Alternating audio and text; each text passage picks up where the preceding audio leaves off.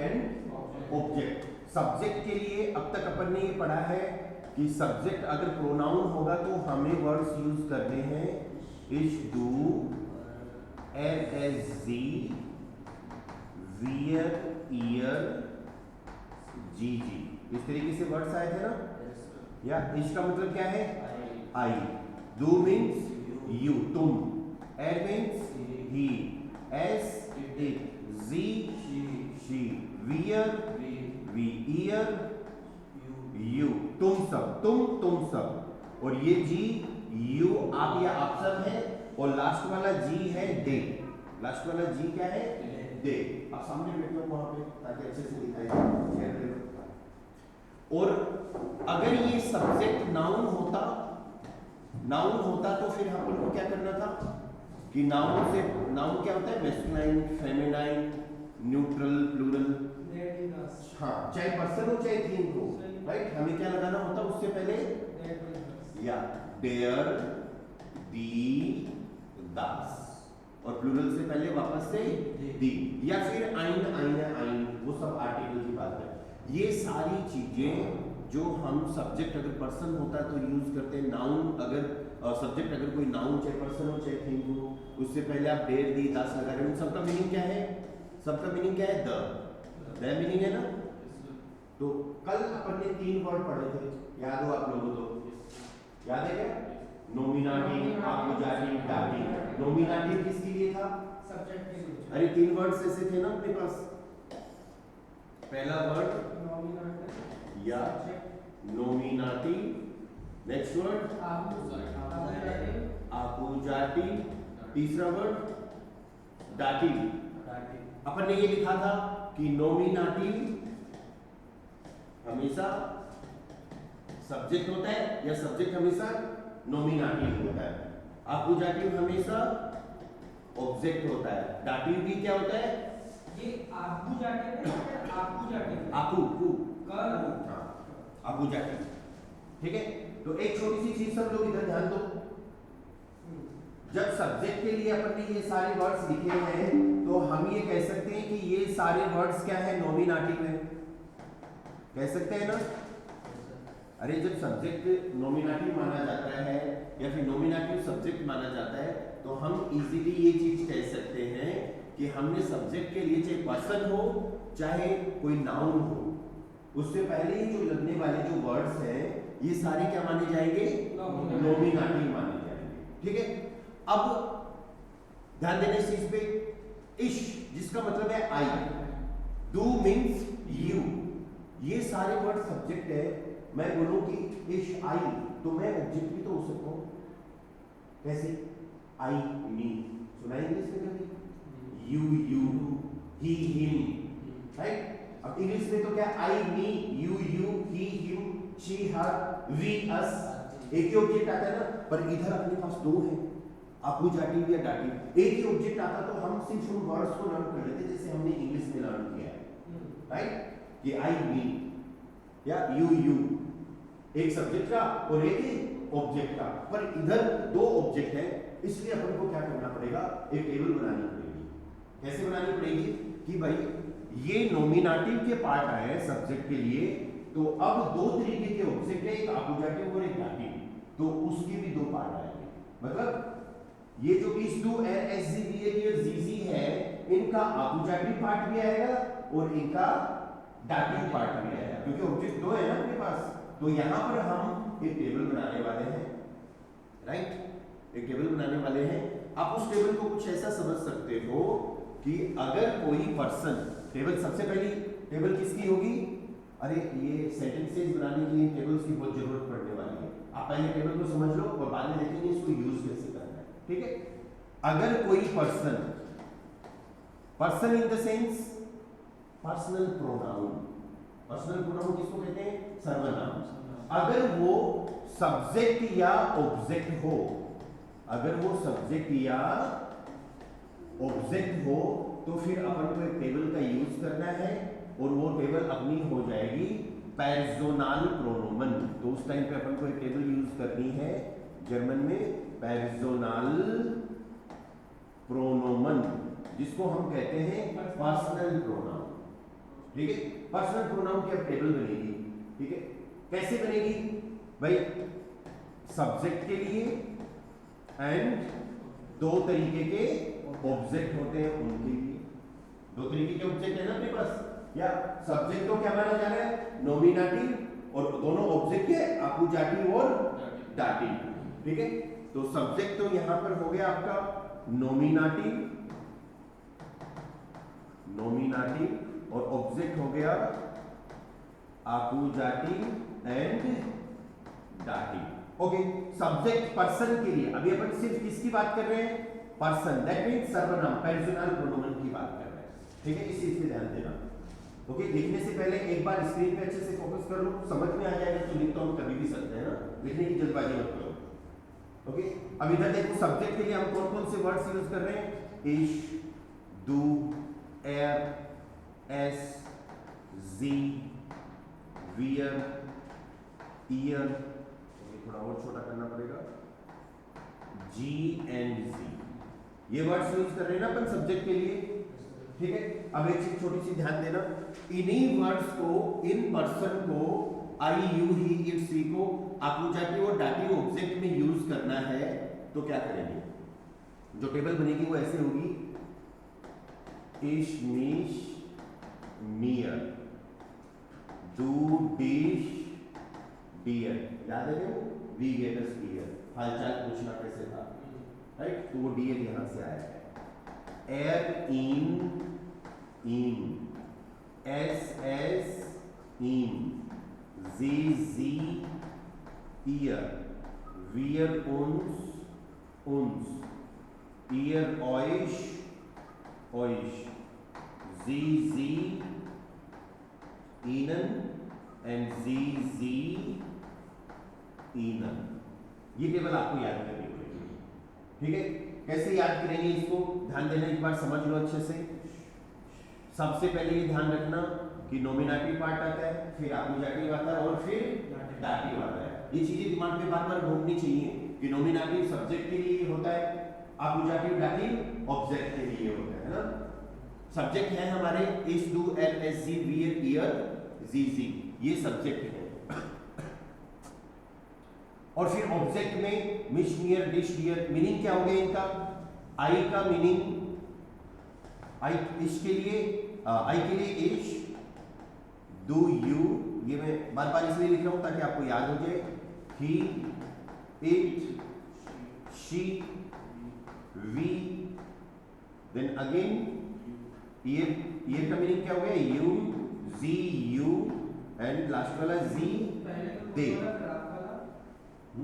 पहले तो तुम वाला फिर दे, या लास्ट में दे। ओके, अब आगे जो पार्ट आ गया, मिश, मियर, डिश, डियर, इन, एस, इन, जी, ईयर, उन्स, ऑइश, या जी, इनन, इनका फिर सेम मीनिंग है। इनका क्या मीनिंग है? मिश का मीनिंग हो गया एक तरीके से मी, आई का मी, और मियर हो गया टू मी, या मेरे को, टू मी, ऐसे समझ लो, टू यू, या टू हिम, उसको, आप इसको ऐसे समझना। या मिश का मीनिंग क्या हो गया? मी, यहां पे यू, ये यहां पे हिम। ओके, मैं इसको थोड़ा सा स्पेस पे लिख देता हूं, इसको यहां से ऐसे समझना, ये हो गया मी, इन दोनों का मीनिंग। लेकिन मियर वाले पार्ट में, इसमें दाटिव वाले पार्ट में आपको टू के साथ लगाना है, या मी और टू मी में फर्क है ना।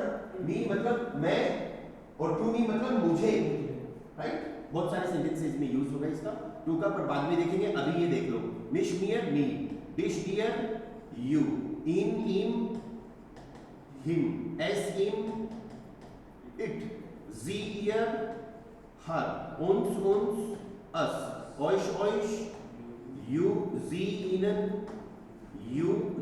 इनन, देन। याद कैसे करोगे? इश, मिश, मियर, नॉमिनेटिव, आकुजाटिव, दाटिव, डू, डिश, डियर, यस। इट के साथ फिर टू लगाना है। हाँ, दाटिव वाले पार्ट में वो जब सेंटेंसेस बनाएंगे ना तब चीजें आएंगी ये वापस से।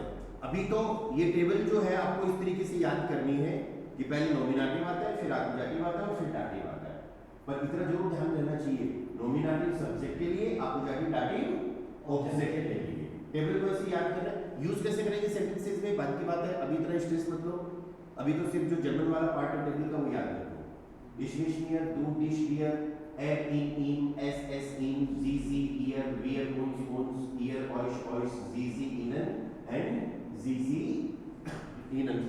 ठीक है, इस टेबल को आपको तभी यूज करना है जब कोई भी सेंटेंस आता है उसमें पर्सन को, पर्सन मींस सर्वनाम, पर्सनल प्रोनोमन को, पर्सनल प्रोनाउन को एज ए सब्जेक्ट या ऑब्जेक्ट यूज हो रहा है। ठीक है, सब्जेक्ट का पार्ट होगा, नॉमिनेटिव लेंगे, ऑब्जेक्ट में फिर अपन को डिसाइड करना पड़ेगा। कैसे डिसाइड करेंगे, ये चीज आज अपन सीखने वाले हैं। अरे इधर ये जो स्ट्रक्चर है इसमें हमने अब तक इतना फोकस किया है सब्जेक्ट के हिसाब से हम वर्ब को कॉन्जुगेट कर देते हैं। कोई भी वर्ब आती है second position, verb second position पे यूज करेंगे ना तो सब्जेक्ट के हिसाब से रख जाएंगे। अब तक अपन ने दो तरीके की वर्ब सीखी है, हेल्पिंग वर्ब और मेन वर्ब्स। मेन वर्ब में भी दो तरीके की थी, वीक वर्ब और स्ट्रांग वर्ब्स, राइट। अब ये जो ऑब्जेक्ट है, ऑब्जेक्ट तो दो तरीके का अपने पास, अपोजिटिव और डाटिव। ये डिसाइड करेगी वर्ब, ये डिसीजन किसका होगा, वर्ब का होगा। कैसे होगा ये अपन सीखेंगे अभी आज, ठीक है। ओके, ये यहां पर बात हो गई अपनी पर्सन की, कि पर्सन सब्जेक्ट ऑब्जेक्ट हो तो अपन को क्या करना है। अब दूसरी बात आ रही है कोई नाउन, कोई थिंग।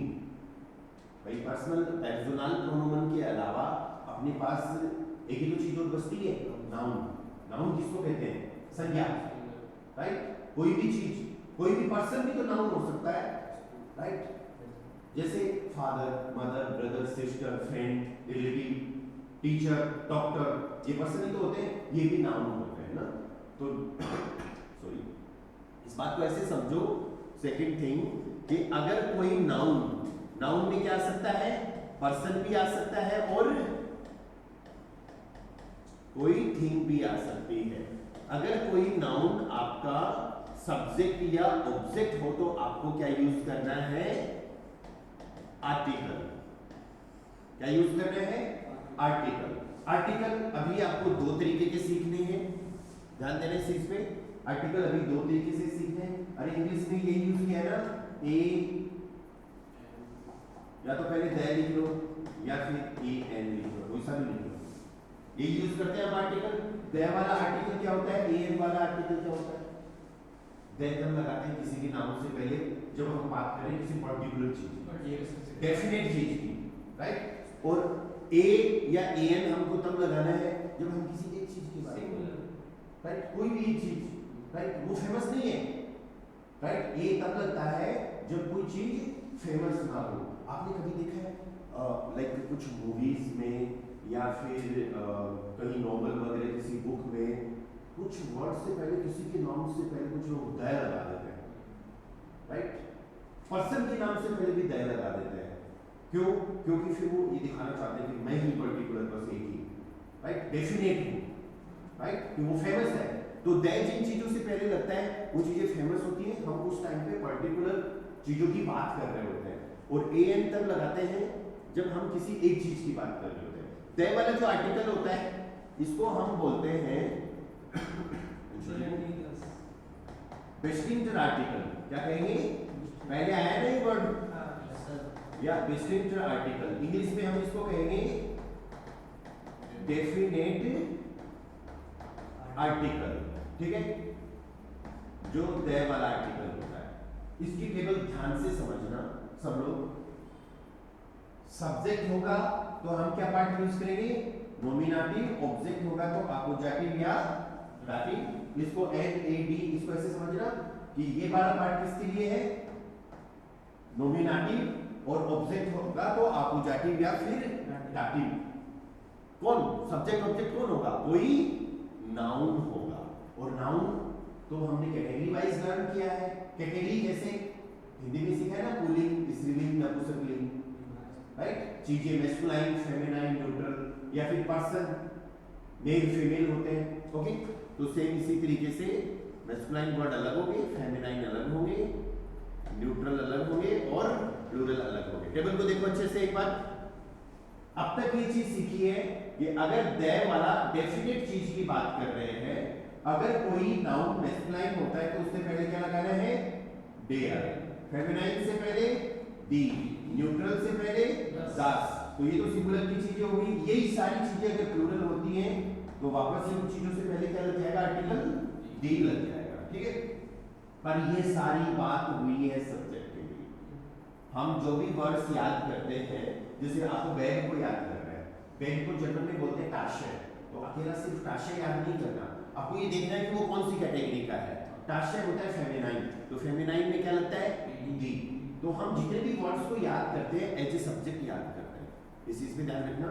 जितने भी वर्ड्स याद करेंगे एज ए सब्जेक्ट याद करेंगे, ठीक है। फिर इन्हीं चीजों, किससे पहले लग रहे हैं, नाउन से पहले लग रहे हैं ना, या आर्टिकल, राइट। वही नाउन अगर आकुजाटिव या दाटिव ऑब्जेक्ट आते हैं तो फिर आर्टिकल चेंज हो जाएंगे। आप ऐसे मत सोचना कि डेढ़ दी दास दी से ही काम चल गया। अरे डेढ़ दी दास दी तो इंडिकेट कर रहे हैं कि मैस्कुलाइन, फेमिनाइन, न्यूट्रल, प्लूरल को, और साथ में ये बता रहे हैं कि आप उन वर्ड्स को एज ए सब्जेक्ट लर्न कर रहे हो, राइट। हर वर्ड को हमें एज ए सब्जेक्ट लर्न करना है, एज ए ऑब्जेक्ट लर्न नहीं करना, राइट।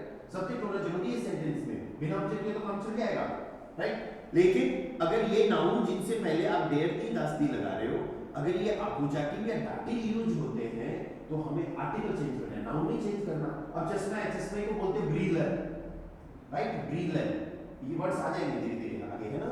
तो चश्मा, ब्रीलर वर्ड चाहे सब्जेक्ट यूज हो चाहे ऑब्जेक्ट यूज हो, ब्रीलर यूज होगा, राइट। मार्कर को मार्कर बोलते हैं, पेन को कुली बोलते हैं, तो मार्कर कुली एज ए सब्जेक्ट यूज हो तो वो वैसा ही रहेगा मार्कर कुली, राइट। और एज ऑब्जेक्ट यूज हो तो पेन को कुली बोलो और मार्कर को मार्कर बोलो। आर्टिकल के थ्रू पहचानेंगे कि ये सब्जेक्ट है कि ऑब्जेक्ट है। तो ये आर्टिकल कैसे चेंज हो रहे हैं, देखो, डेर का आकुजाटिव हो जाएगा डेन और दाटिव हो जाएगा डेन, राइट। इनडायरेक्ट, आकुजाटिव डायरेक्ट ऑब्जेक्ट होता है और दाटिव इनडायरेक्ट ऑब्जेक्ट होता है। डी का आकुजाटिव डी सेम रहेगा लेकिन दाटिव हो जाएगा डेर। दास का आकुजाटिव सेम रहेगा लेकिन दाटिव हो जाएगा डेन। प्लूरल में आकुजाटिव डी का डी सेम रहे लेकिन दाटिव में हम इसको करेंगे डेन प्लस एन। क्या करेंगे, डेन प्लस एन। सॉरी, अब इसको याद कैसे करना है, याद ऐसे ही करना है पहले वाले की तरह कि पहले नॉमिनेटिव होता है, फिर आकुजाटिव होता है, फिर दाटिव आता है, ठीक है। पहले मैस्कुलाइन वर्ड आते हैं, फिर फेमिनाइन। देखो पहले कोई सा भी वर्ड ला सकते हो, कुछ फर्क नहीं पड़ता, पर एक टेबल का फॉर्मेट होता है ना, तो हम कंफ्यूज नहीं होते, हमें पता होता है स्टेप बाय स्टेप क्या है ना। काउंटिंग याद करते हैं 1 2 3 4 5 6 ऐसे ही क्यों याद करते हैं, क्योंकि वो स्टेप बाय स्टेप चलती है। ऐसे भी तो याद कर सकते हैं 10 9 8 7 6 5 4 3 2 1, ऐसे भी तो याद कर सकते हैं, राइट।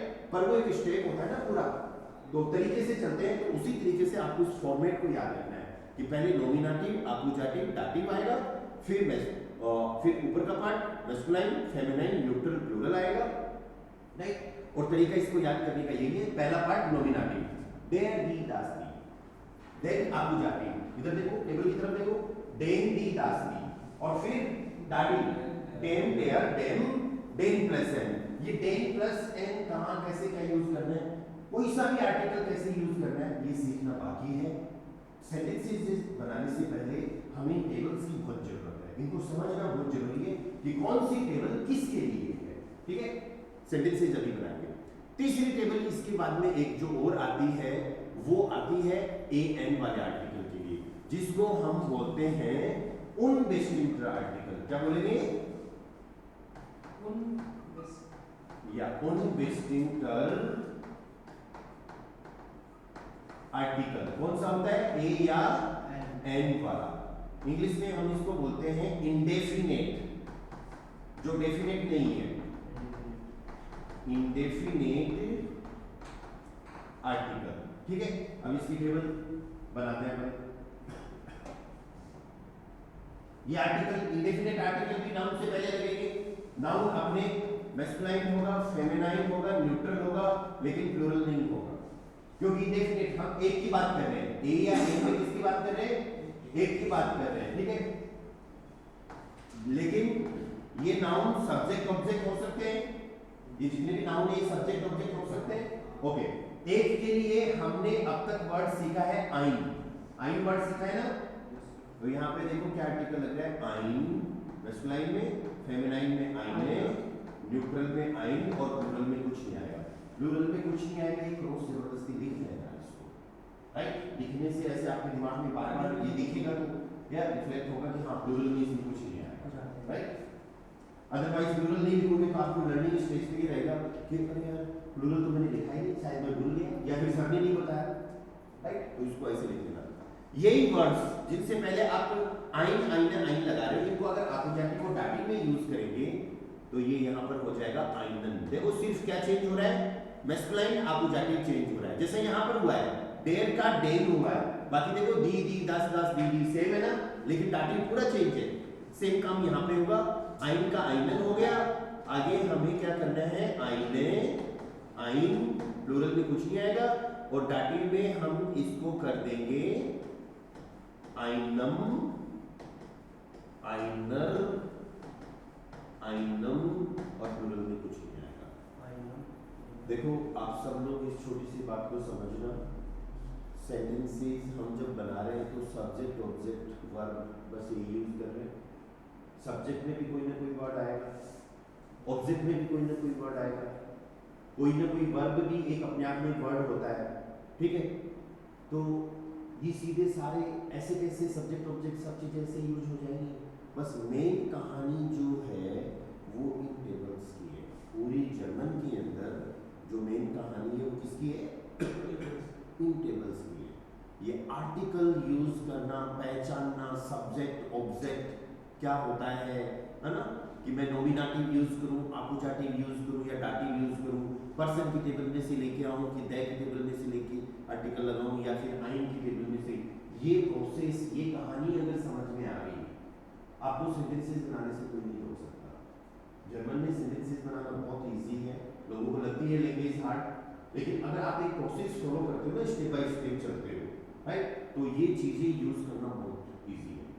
अब सेंटेंसेस आज हम बनाना तो सीख लेंगे, राइट, थोड़ा बहुत कल फिर उसकी और प्रैक्टिस करेंगे, पर आप अगर इन टेबल्स को याद कर लोगे, ठीक है, तो जब सेंटेंसेस जब बनाओगे, चलो अभी तो A1 में हो, पर आगे A2 B1 में जाओगे तो उसे सोच सोच के थोड़ी बनाओगे, वो आपोजिटिव, वो डाटिव, वो मैस्कुलाइन, नहीं, वो ऑटोमेटिकली होना चाहिए, फिर फटाफट आना चाहिए दिमाग में कि मेरे को एर का इन यूज करना है कि इन यूज करना है, जी का जी यूज करना है कि इनर यूज करना है, मुझे आपोजिटिव का फेमिनाइन में दी यूज करना है या न्यूट्रल का दास यूज करना है, राइट। वो फटाफट तुरंत क्लिक होना चाहिए, और वो काम कब होगा, जब आप इन टेबल्स को अच्छे से याद करोगे, लिख लिख के याद करोगे, है ना, बार बार, ठीक है। चलो सेंटेंसेस बनाने के लिए सब्जेक्ट का काम हो गया, ऑब्जेक्ट का काम हो गया, अब वर्ब में थोड़ा सा काम अपन को करना बाकी है। अरे सब्जेक्ट ऑब्जेक्ट का काम क्या हो गया भाई, सब्जेक्ट होगा तो हम नॉमिनेटिव पार्ट यूज करेंगे। देखो तीन टेबल है ना आपके पास, तीनों टेबल में नॉमिनेटिव पार्ट है, राइट। इधर ये रहा नॉमिनेटिव पार्ट, इधर ये रहा और इधर ये रहा। सब्जेक्ट के लिए नॉमिनेटिव पार्ट यूज करेंगे और ऑब्जेक्ट के लिए सॉरी आपोजिटिव या डाटिव पार्ट यूज करेंगे, ठीक है। तो आपका जो स्ट्रक्चर है उसमें सब्जेक्ट ऑब्जेक्ट का काम हो गया। नेक्स्ट अब थोड़ा सा काम करते हैं तो वर्ब पे। वर्ब पे वैसे तो वर्ब अपन ने सीख रखी है कि वर्ब हेल्पिंग वर्ब पढ़ी है अपन ने, राइट, मेन वर्ब्स में वीक वर्ब्स, स्ट्रॉन्ग वर्ब्स पढ़ी है। अभी तक अपन ने वर्ब पे जो काम किया है वो ये किया है कि कोई भी वर्ब सब्जेक्ट के हिसाब से कैसे यूज होती है, उसको कॉन्जुगेट कैसे करते हैं, उसका कॉन्जुगेशन कैसे करते हैं, उसका क्रिया का रूप कैसे लगाते हैं, ये चीज सीखी है ना। आज अपन ये सीखने वाले हैं कि वर्ब कैसे डिसाइड करेगी कि सॉरी आगे ऑब्जेक्ट आपोजिटिव लेना है या फिर डाटिव लेना। अरे ऑब्जेक्ट दो तरीके के हैं ना, ऑब्जेक्ट दो तरीके के हैं, तो अब वर्ब कैसे डिसाइड करेगी। अभी देखो मैं बार बार कहता हूँ ये चीज कि ऑब्जेक्ट वर्ब के हिसाब से आएगा, ऑब्जेक्ट वर्ब के हिसाब से आएगा, तो वर्ब किस तरीके से डिसाइड करेगी कि आपोजिटिव ऑब्जेक्ट लेना है या डाटिव ऑब्जेक्ट लेना है। ये चीज अपन को अभी सीखनी है, ठीक है। और उस चीज पे आपको थोड़ा सा फोकस करना पड़ेगा। एक बार क्या स्क्रीन पे आपोजिटिव डाटिव पार्ट को अच्छे से डिसाइड करने के लिए हमें वर्ब की कैटेगरी बनानी पड़ेगी। वापस से एक कैटेगरी और, अब तक हमने वर्ब की कैटेगरी बनाई थी हेल्पिंग वर्ब, मेन वर्ब में वीक और स्ट्रॉन्ग वर्ब्स, ठीक है। अब हम वर्ब की कैटेगरी बनाएंगे कि सब्जेक्ट के लिए वर्ब्स और ऑब्जेक्ट के लिए वर्ब्स। ठीक है, ऑब्जेक्ट भी दो तरीके के हैं, आकुजाटिव और डाटिव। तो वो वर्ब्स जो आकुजाटिव ऑब्जेक्ट के लिए काम करती है और वो वर्ब्स जो डाटिव ऑब्जेक्ट के लिए काम करती है। ठीक है, तो फर्स्ट टाइप की जो वर्ब्स आ रही हैं they are called nominative verbs. क्या कहेंगे उनको? Nominative verbal. नॉमिनेटिव वर्बल जिनको आप ये कह सकते हो सब्जेक्ट वर्ब्स। ठीक है, सिर्फ 4 वर्ब लर्न करनी है, 4 तो 6 कर सकते हैं ना। देखो यहां पर आप कंफ्यूज मत हो जाना, क्योंकि जब सब्जेक्ट वर्ब्स की बात होती है तो एक बात दिमाग में आना या नॉर्मल बात है, वो ये है कि हर वर्ब सब्जेक्ट के हिसाब से लगती है। हर वर्ब सब्जेक्ट के हिसाब से लगती है, वो बात अलग है, लेकिन हर वर्ब सब्जेक्ट की बात नहीं करती।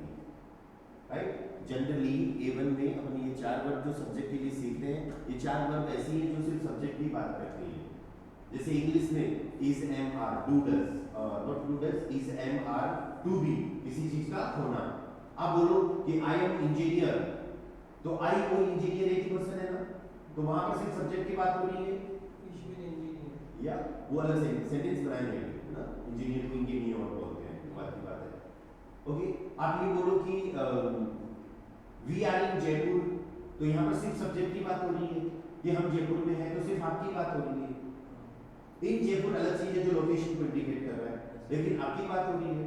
कोई बोले कि वह 30 साल का हो गया, राइट, तो इसमें सिर्फ एक ही पर्सन की बात हो रही है, वह की, ही की। राइट, तो 4 वर्ब अपन को ऐसी सीखनी है जो सिर्फ सब्जेक्ट की बात करती है, और ये वर्ब से अपने पास जाइन, हाइशन, वेडन एंड ब्लाइबल। या जाइन, ये वर्ब्स वैसे अपने पास आ चुकी है ऑलरेडी। ठीक है, पहले हमने जितनी भी वर्ब सीखी हैं वो सब्जेक्ट के हिसाब से कैसे कॉन्जुगेट होती हैं, उनका क्रिया का रूप कैसे बनता है वो सीखा है। अभी हम उनको डिवाइड कर रहे हैं, उन्हीं वर्ब्स में से कैटेगरी बना रहे हैं सब्जेक्ट और ऑब्जेक्ट के वर्ब्स की। राइट, तो जो सब्जेक्ट की वर्ब्स हैं वो कौन कौन सी है? जाइन, हाइशन, वेडन, ब्लाइबल। जाइन का मतलब होता है इज, एम, आर, या फिर आप क्या कह सकते हो टू बी, किसी चीज का, किसी पर्सन का कुछ होना। Right, to be. हाइशन का मतलब होता है टू नेम, नाम बताना, नाम पूछना, टू बी कॉल्ड, नाम बताना। अरे आप अपना नाम बताते हो कि my name is X Y Z, तो आप अपना नाम बता रहे हो तो सिर्फ आपकी बात हो रही है उसमें। राइट, यहाँ पे वेडन हम यूज कर रहे हैं विल के लिए या फिर टू बिकम, बनने के लिए। ठीक है, ब्लाइबल के दो मीनिंग होते हैं, टू स्टे या फिर टू रिमेन, टू स्टे या फिर टू रिमेन। वर्ब्स तो खूब सारी हैं, एक्शंस तो खूब सारे हैं, पता नहीं कितनी वर्ब्स होंगी, हजारों लाखों। अलग अलग कैसे याद करेंगे, कौन सी सब्जेक्ट की है, कौन सी ऑब्जेक्ट की है, ये तो बहुत बड़ा काम हो जाएगा। नहीं, बड़ा काम नहीं है। सब्जेक्ट की वर्ब्स तो 4 थी, नॉमिनेटिव जो वर्ब्स आएंगी, जो सब्जेक्ट की वर्ब्स की अपन बात कर रहे हैं वो तो 4 ही है ना। ठीक है, फिर आगे 2 ऑप्शन अपने पास और कौन कौन से हैं? नॉमिनेटिव का काम हो गया, अब आकुजाटिव और डाटिव है। नॉमिनेटिव के लिए अपन ने कितनी वर्ब्स लिखी है? 4। अभी डाटिव के लिए लिखेंगे, पहले आकुजाटिव की बजाय किसके लिए लिखेंगे? A1 में डाटिव के लिए अपन अभी लिखने वाले 13 वर्ब्स, 13 वर्ब्स। तो 4 and 13 इनको अपन सेपरेटली लर्न कर सकते हैं ना।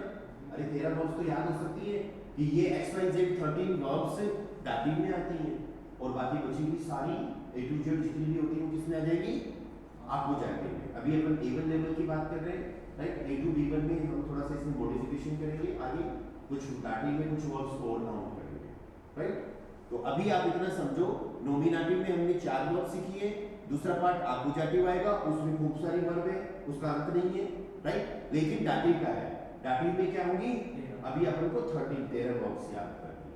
ठीक है, और फिर सेंटेंसेस कैसे बनाएंगे उस पे काम करेंगे।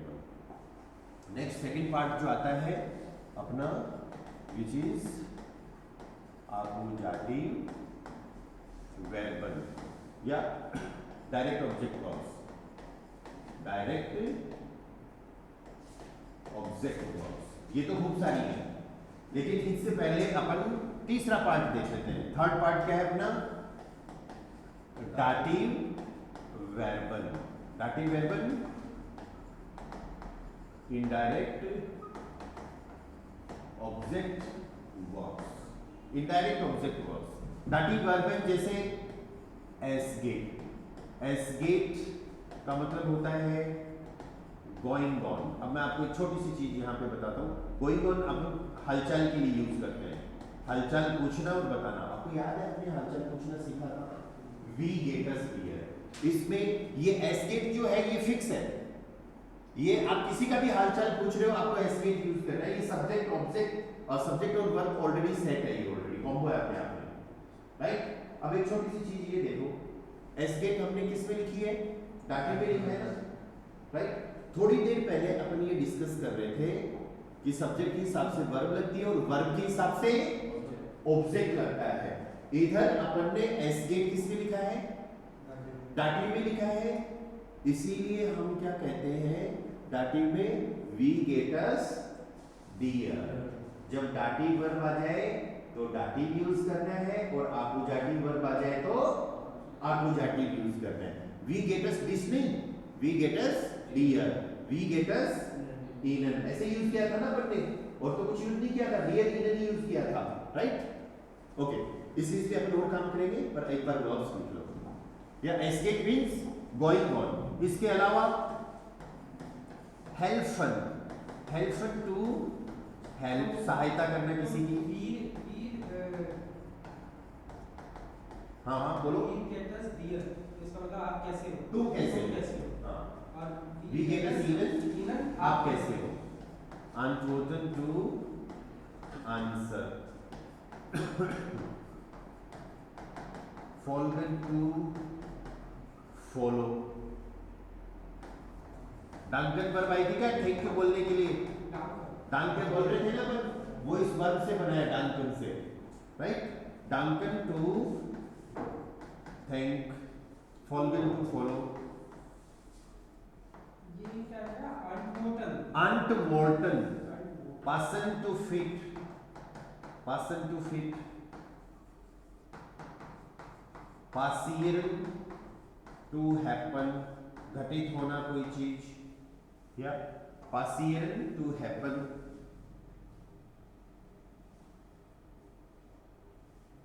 देन गिह्योरन टू रिलेट, गिह्योरन टू रिलेट। ग्राटुलियरन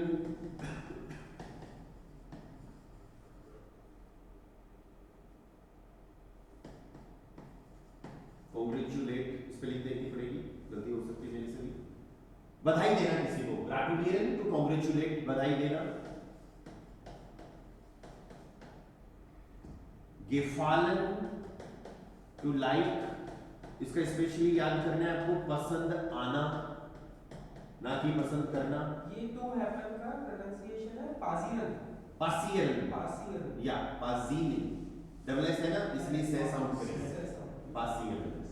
गेफालन टू लाइक, पसंद आना।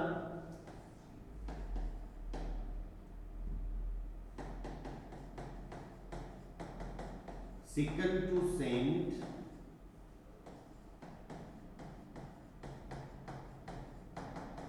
शेंकन to gift,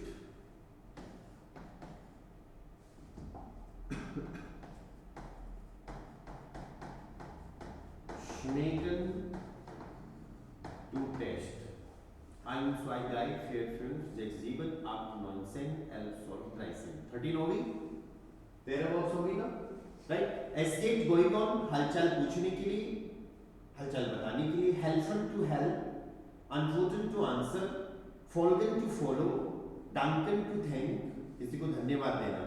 person to fit या फिट टू मैच, पर्सन का एक मीनिंग ये भी होता है टू मैच, या जैसे कोई चीज किसी दूसरी चीज से, कोई पर्सन किसी दूसरे पर्सन से मैच कर रहा है।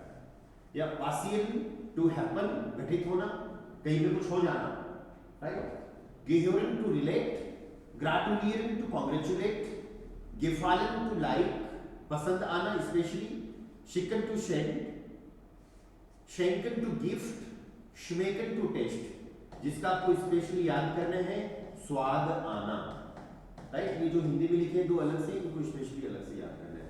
तो ये सारी वर्ब्स हम किस में काउंट करेंगे? दाटिव वर्ब्स में। फिर अपने पास बचती है आकुजाटिव वर्ब, और ये खूब सारी है, राइट। इधर 4 वर्ब हमने नॉमिनेटिव में लिखी है सब्जेक्ट के लिए, इधर अपन ने ये 13 वर्ब्स लिखी है दाटिव इनडायरेक्ट ऑब्जेक्ट के लिए। अब जो बच गई सारी वर्ब्स अपन किस में लिखेंगे? आकुजाटिव में। जैसे फॉर एग्जांपल माखन आया क्या पहले? टू डू या फिर टू मेक, या लर्नन, लर्नन क्या होता है? टू लर्न, सीखना। श्राइबन, श्राइबन इज टू राइट, लिखना। ह्योरन, ह्योरन टू हियर, टू लिसन, सुनना। या जेन, जेन टू सी। कोखन, KOCHEN, कोखन का मीनिंग क्या है? टू कुक, खाना बनाना। या काउफन, काउफन क्या होता है? टू बाई, टू परचेज, कोई चीज खरीदना। हावन, हावन मीन्स टू हैव, अपने पास कोई चीज रखना, या हावन टू हैव। एसन, एसन टू या टू ईट, खाना। एसन टू ईट, खाना। लेजन, लेजन मीन्स टू रीड, पढ़ना। फस्टेन, फस्टेन का मीनिंग हो गया टू अंडरस्टैंड। या ब्राउखन, ब्राउखन टू नीड, आवश्यकता होना। अरे बहुत सारी वर्ब्स होती हैं। काउफन का क्या था? टू बाय, BUY, हाँ ये BUY, बाय, खरीदना। या ब्राउखन टू नीड, आवश्यकता होना। या ब्रिंगन, ब्रिंगन, ब्रिंगन टू ब्रिंग, लाना, कोई भी चीज लाना। या सॉरी, ब्रिंगन टू लाना। नेमन, नेमन टू टेक, लेना। गेबन, गेबन टू गिव। या ऐसे ही स्प्रेशन टू स्पीक, स्पीलन, स्पीलन टू प्ले। एक बार सेंटेंसेस बनाने के लिए इतनी वर्ब्स काफी हैं, बाकी तो और वर्ब्स खूब सारी आएंगी आकुजाटिव में, ठीक है। नॉमिनेटिव 4 वर्ब्स, जाइन, हाइशन, वेर्डन, ब्लाइबन। आकुजाटिव खूब सारी है, और दाटिव में हमको इन 13 वर्ब्स को काउंट करना है। दाटिव में क्या करेंगे? हम 13 वर्ब्स को काउंट करेंगे, ठीक है। सेंटेंसेस बनाने के लिए अब तक अपन को जो जो मटेरियल चाहिए वो सारा आ गया अपने पास, ठीक है। अपन को 3 टेबल्स की जरूरत पड़ेगी, अपन को 3 तरीके की वर्ब्स की जरूरत पड़ेगी, ठीक है।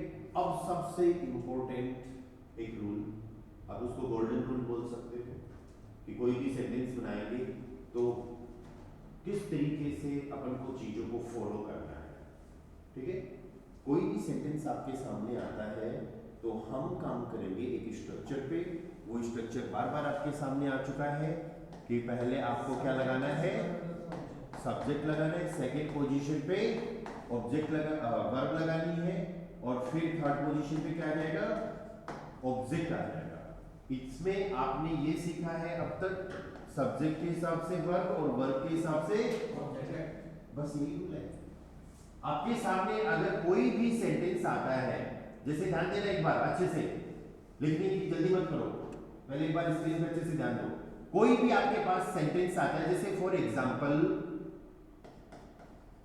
You have a pen, you have a pen. कोई भी सेंटेंस आ गया तो पहले समझ लो उसमें सब्जेक्ट, वर्ब और ऑब्जेक्ट क्या है। यू, तुम्हारे पास पेन है तो तुम क्या हो?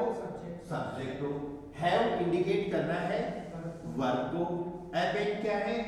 ऑब्जेक्ट, ठीक है, तो कोई भी सेंटेंस आ गया, पहले सब्जेक्ट लिख दो और सब्जेक्ट के हिसाब से वर्ब को कॉन्जुगेट कर दो। इतना काम तो करना पड़ेगा क्योंकि हर वर्ब सब्जेक्ट के हिसाब से लग रही है, राइट। तो कोई भी सेंटेंस आ गया तो आप जो भी वर्ब आती है या उसका सब्जेक्ट के हिसाब से कॉन्जुगेशन कर दो। हैव के लिए वर्ब क्या है अपने पास? हाबन। इसके साथ क्या यूज होगा? हाबर। याद किया है क्या आप लोगों ने? डू के साथ, नॉट ड्यू, डू, डू के साथ हास्ट। एस जी के साथ क्या यूज करते हैं? हार्ट। वीएर के साथ हम इसको यूज करेंगे हाबन। ईयर के साथ हम इसको यूज करेंगे हाफ्ट। एंड जीजी के साथ हम इसको यूज करेंगे हाबन। ठीक है, तो ये तो बेसिक कॉमन चीज है कि कोई भी सब्जेक्ट आएगा तो उसके हिसाब से वर्ब लग जाएगी। वर्ब कौन सी पोजीशन पे लगेगी? हमेशा जनरल के सेंटेंस में सेकंड पोजीशन पे। अब डिपेंड करता है यू कौन सा है, तुम्हारे पास है, तुम सबके पास है, या आप सबके पास है, या अपन बात कर रहे हैं तुम्हारे पास है तो तुम कौन है? दू। दू के साथ में क्या लग रहा है? Verb hast. ठीक है, तो यहां पर आपने सब्जेक्ट और वर्ब को लिख दिया, दू हास्ट। अब क्या करना है? राइट, पेन को कूली बोलना है। पेन को क्या बोलते हैं? कूली। आपको पता होना चाहिए डेर कूली होता है, याद होना चाहिए डेर कूली का मतलब पेन। डेर किसको इंडिकेट कर रहा है? मैस्कुलाइन को। ध्यान देना इस छोटी सी चीज पे, डेर किसको इंडिकेट कर रहा है?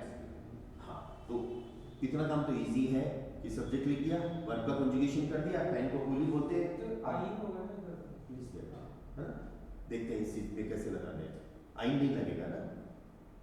दो यू के लिए दू आ गया, वर्ब के लिए हास्ट आ गया, पेन को कूली बोलते हैं।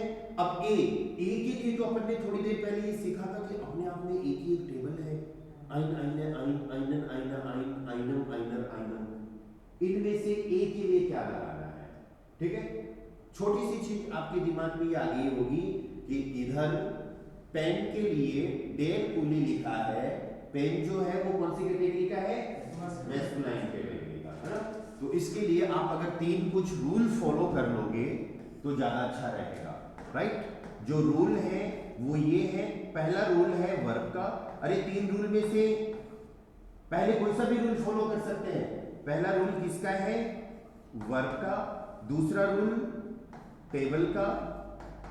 तीसरा रूल नाउन का। वर्ब का क्या रूल है? वर्ब का रूल ये है, हमें देखना है कि हमारे सेंटेंस में सेकंड पोजीशन पे जो वर्ब आ रही है ना, राइट, वो नॉमिनेटिव है, आकुजाटिव है या फिर डाटिव है। ये सेकंड पोजीशन पे जो वर्ब आ रही है वो कौन सी कैटेगरी की है? नॉमिनेटिव में से है, आकुजाटिव में से है या फिर डाटिव में से है। नॉमिनेटिव इधर अपन ने 4 लिखी है, आकुजाटिव खूब सारी है, डाटिव 13 लिखी है। तो हाबन जो वर्ब आ रही है वो कौन सी वर्ब में से आ रही है? ठीक है, उसको देखना क्यों जरूरी है, राइट। क्योंकि किसी भी वर्ब का ये जो किसी भी टेबल का ये जो नॉमिनेटिव आकुजाटिव डाटिव, नॉमिनेटिव आकुजाटिव डाटिव, नॉमिनेटिव आकुजाटिव पार्ट जो होता है ना, वर्ब डिसाइड करती है कि वर्ब ही बताएगी कि नॉमिनेटिव पार्ट में जाना है, आकुजाटिव में जाना है या फिर डाटिव में जाना है ना, वर्ब ही बताएगी। ठीक है, दूसरा रूल टेबल का कि टेबल हमारी जो आ रही है वो पर्सन पर्सनल प्रोनोमन की आ रही है या फिर दे वाली टेबल में से आ रहे हैं या फिर ए वाली टेबल में से आ रहा है। ठीक है, नाउन का क्या रूल है? आगे जो नाउन आ रहा है उसका रूल ये देखना है कि वो मैस्कुलाइन कैटेगरी का है, फेमिनाइन कैटेगरी का है, न्यूट्रल का है या फिर प्लूरल का है।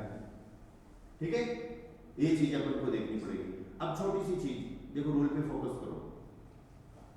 तीनों में से पहले कोई सा भी देख लो। वर्ब हाबन, हाबन वर्ब किस में है? नॉमिनेटिव, आकुजाटिव, डाटिव। नॉमिनेटिव में एक्स से सिर्फ एक ही वर्ब है ना, हाइसन। या हाबन वर्ब आपको किस में मिलेगी? आकुजाटिव में मिलेगी। क्यों आकुजाटिव में क्यों मिलेगी? ना नॉमिनेटिव में ना डाटिव में, सीधी सी सिंपल सी बात है। या इधर एक्स से एक ही वर्ब है, हेल्सन, राइट। तो हाबन वर्ब है आकुजाटिव। ओके, तो अब टेबल पे चलते हैं अपन। मैंने भी बताया था ना, नॉमिनेटिव आकुजाटिव डाटिव कौन डिसाइड करता है? वर्ब डिसाइड करती है। तो हाबन वर्ब है अपनी आकुजाटिव। क्यों भाई? यही टेबल क्यों? ये अपना दूसरा रूल। नेक्स्ट रूल, टेबल कौन सी आ रही है? ए की टेबल आ रही है ना, हम पर्सन की टेबल में नहीं जाएंगे, सेंटेंस में ए आ रहा है तो ए की टेबल में हमें देखना है आकुजाटिव वाला पार्ट। ए की टेबल में आकुजाटिव वाले पार्ट में 3 ऑप्शन है, आइनन, आइने, आइन, ठीक है। मैस्कुलाइन में आइनन, फेमिनाइन में आइने, न्यूट्रल में आइन, और इन तीनों में से एक डिसाइड करना वो कौन बताएगा? नाउन का रूल। नाउन कौन है? पेन, कूली, कूली क्या है? डेयर, डेयर किसको इंडिकेट करता है? मैस्कुलाइन को, मैस्कुलाइन को इंडिकेट कर रहा है, राइट। तो यहां पर अपन को मैस्कुलाइन पार्ट यूज करना है, ओके, मैस्कुलाइन पार्ट यूज करना है। कौन सी टेबल का? ए की टेबल का आकुजाटिव वर्ब बता रही है, और नाउन अपना क्या है? मैस्कुलाइन। कहने का मतलब वहां पर आर्टिकल क्या लगाएंगे अपन? आइनन आर्टिकल लगाएंगे। अभी जो अपन ने 2 मिनट पहले जो प्रोसेस डिस्कस करी है ये वाली, कि ये आर्टिकल कैसे सिलेक्ट करना है, अगर ये समझ में आ गया है तो आप कोई भी सेंटेंस बना सकते हो, राइट। तो इस सेंटेंस में अपना यहां पर क्या लग जाएगा? या दू हास्ट आइनन कूली। हम सेंटेंसेस और बनाएंगे कल अच्छे से। अभी आज आपको सिर्फ सेंटेंसेस पे फोकस नहीं करना है, आज आपको मेन काम करना है, टेबल्स याद करनी है, वर्ब्स याद करनी है, ताकि कल दिक्कत नहीं है, ठीक है। अभी तो मैं इसलिए आपको 1-2 सेंटेंसेस बता देता हूं ताकि ये पता चल जाए कि ये यूज कैसे होंगे टेबल्स, है ना। ओके, एक सिंपल सा सेंटेंस अपन और देखते हैं, जैसे for example, I help you, या आई को क्या बोलेंगे?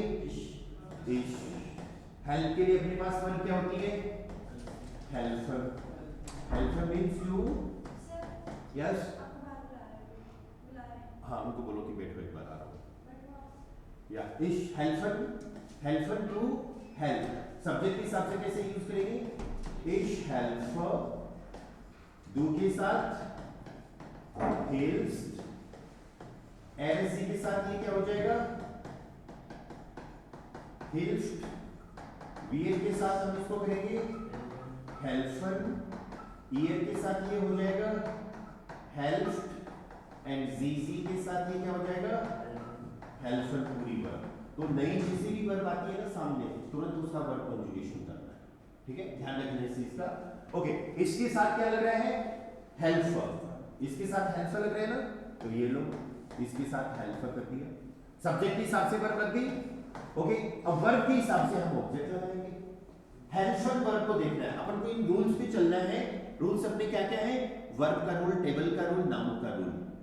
अरे इधर कौन था? यू, पर्सन, पर्सन आ गया, तो इसका मतलब हम कौन सी टेबल में जाएंगे? पर्सन वाली टेबल में जाएंगे। पर्सन आ गया तो हमें पर्सन वाली टेबल में जाना है। दे और आइन वाली, दे की दास या आइन आइन वाली तो टेबल ही हमें तब यूज करनी है जब कोई नाउन आ जाता है, क्योंकि ये तो आर्टिकल है ना, आर्टिकल हमेशा नाउन से पहले यूज होता है। अब यू की बात होगी, ठीक है, तो अपन उस टेबल में चले गए। हेल्पफुल वर्ब, हेल्पफुल वर्ब कौन सी है? रूल्स पे अगर अपन देखें तो पहला रूल, इस सेंटेंस में तीसरे रूल की जरूरत नहीं है, नहीं है ना तीसरे रूल की जरूरत, क्योंकि यहाँ इसी टेबल से काम हो गया, पर्सन तक ही काम हो गया अपना। तो अपन को ये देखना है कि पर्सन की टेबल है, लेकिन पर्सन की टेबल में अब वर्ब कौन सी है? नॉमिनेटिव, आकुजाटिव, दाटिव। ओके, तो यहाँ पर अपने छोटी सी चीज ये देखते हैं, वर्ब्स अपन ने जो लिखी है, nominative verbs, just wait, nominative verbs में नहीं है, हेल्पफुल नहीं है ना, आकुजाटिव में है क्या हेल्पफुल? नहीं है। हेल्पफुल वर्ब हमें मिलेगी यहाँ पर दाटिव में। हेल्पफुल वर्ब किस में आ रही है? दाटिव में आ रही है। ओके, तो आपके पर्सन की टेबल में अपन को दाटिव पार्ट में जाना है। ये नॉमिनेटिव, आकुजाटिव, दाटिव पार्ट कौन बताती है? वर्ब बताती है। दाटिव पार्ट में जाना है, और दाटिव पार्ट में भी आई हेल्प यू, सेंटेंस क्या था? आई हेल्प यू, यू का पार्ट देखना है। दाटिव में भी यू का पार्ट, यू का पार्ट अपने पास कौन कौन सा है? एक तो दो के लिए है, एक ईयर के लिए है, और एक अगर तुम की बात हो रही है तो क्या यूज करेंगे? डियर। तुम सबकी बात हो रही है तो ओइश, और आप या आप सबकी बात हो रही है तो इनर। समझ में आनी कहानी कि किस तरीके से नॉमिनेटिव, आकुजाटिव, दाटिव यूज करना है। तो यहाँ पर अपना सेंटेंस ये बन जाएगा, इश हेल्प फॉर डियर, मैं तुम्हारी हेल्प करता हूँ। इश हेल्प फॉर ओइश, मैं तुम सबकी हेल्प करता हूँ। इश हेल्प फॉर इनर, या तीनों में से कोई सा भी यूज कर लो, आपकी या आप सबकी हेल्प करता हूँ। इनर क्या है? सिंगुलर, प्लूरल दोनों है। ठीक है। सेंटेंसेस बनाने में आज अपन इतनी सेंटेंसेस बनाएंगे। मेन काम आपको कल की क्लास में करना है, खूब सारे सेंटेंसेस बनाने हैं। और उसमें क्या करना है, सेंटेंसेस बनाने से पहले तीनों टेबल याद कर लो अच्छे से। ये याद कर लो कि नॉमिनेटिव वर्ब्स कौन सी होती हैं, अक्यूजेटिव कौन सी होती हैं और डाटिव कौन सी, ठीक है। कल सेंटेंसेस बनाएंगे। हाँ, और कल भूल मत जाना, कल अपन को रीडिंग पार्ट भी करना है, रीडिंग का, reading to read, lesson, right. कल लेसन भी करेंगे, टेक्स्ट दूंगा मैं आपको प्रिंट करके और रीड आउट करेंगे। ओके, या ऑनलाइन से क्लियर है Prayas, Pooja? Yes, sir. Yes, sir. Okay, perfect.